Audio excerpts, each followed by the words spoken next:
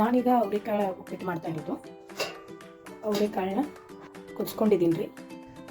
ನಾನು 1 ಗ್ಲಾಸ್ ರವೆ ತೊಗೊಂಡೇನಿ ರೀ.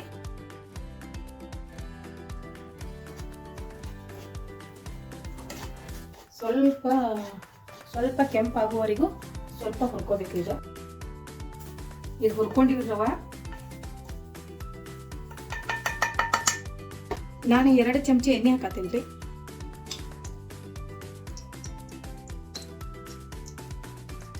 ಸಾಸಿವೆ 1 ಚಮಚ ಹಾಕತ್ತೀನಿ ರೀ.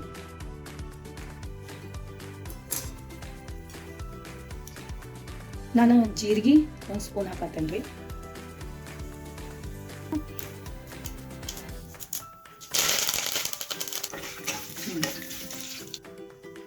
ಮೆಣಸಿನ್ಕಾಯಿ 2 ತೊಗೊಂಡಿದ್ದೆ ನಾನು, ಅದು ಕಟ್ ಮಾಡೀನಿ ರೀ.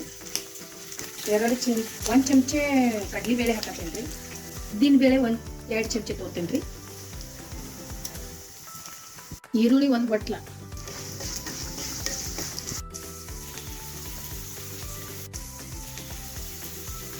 ಅಲ್ಲಿ ಪೇಸ್ಟ್ ಮಾಡ್ಕೊಂಡಿದ್ನಲ್ರಿ, ಸ್ವಲ್ಪ ಕಟ್ ಮಾಡ್ಕೊಂಡಿದ್ದೆ, ಅದನ್ನ ಹಾಕತ್ತೇನೆ ರೀ.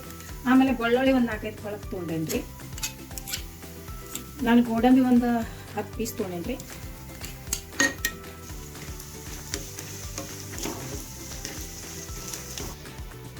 ನಾನು 1 ಚಮಚ ಹಳ್ಳು ಉಪ್ಪು ತೊಗೊಂಡೇನಿ ರೀ, ಬ್ಲ್ಯಾಕ್. ರುಚಿಗೆ ತಕ್ಕಷ್ಟು ಉಪ್ಪು ಹಾಕ್ರಿ. 2 ಕೆಂಪು ಮೆಣಸಿನ್ಕಾಯಿ ಹಾಕತ್ತೇನೆ ರೀ. 1 ಗ್ಲಾಸ್ ರವೆ ತೊಗೊಂಡೇನಿ ರೀ. 2 ಗ್ಲಾಸ್ ನೀರು ಹಾಕ್ಬೇಕ್ರಿ. ಏನು ಹೊಡೆದಿವಲ್ಲ, ನೀರು ಕುದೀಲಿ ಸ್ವಲ್ಪ.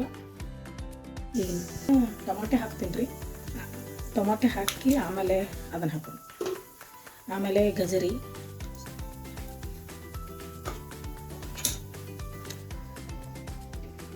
ಈಗ ಬಾಂಬೆ ರವೆ ಹಾಕಿ ಸಣ್ಣಗೆ ಹಾಕಿ ಕಲಿಸ್ಬಿಟ್ಟಿದೆ.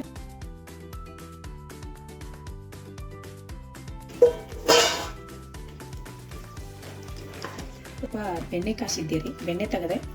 ಬೆಣ್ಣೆ ಸ್ವಲ್ಪ ಹಾಕತ್ತೇನೆ ರೀ, ಹೋಗಿರ್ಲಿ ಅಂತ ಹಾಕತ್ತೇನೆ ರೀ ಇದ್ರಾಗೆ.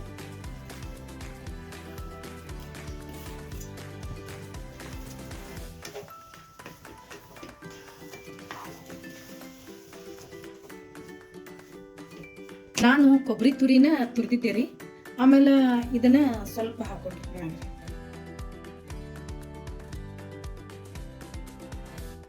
ನಾನೀಗ ಕೊತ್ತಂಬರಿ ಸ್ವಲ್ಪ ಹಾಕ್ತೀನಿ. ಈಗ ಸ್ವಲ್ಪ ಉಮ್ಗೊಳಕ್ ಬಿಡೋಣ್ರಿ.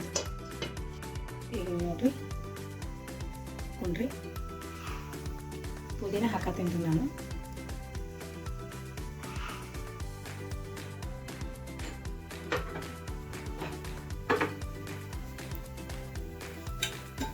ಲಿಂಬಿಕಾಯಿನ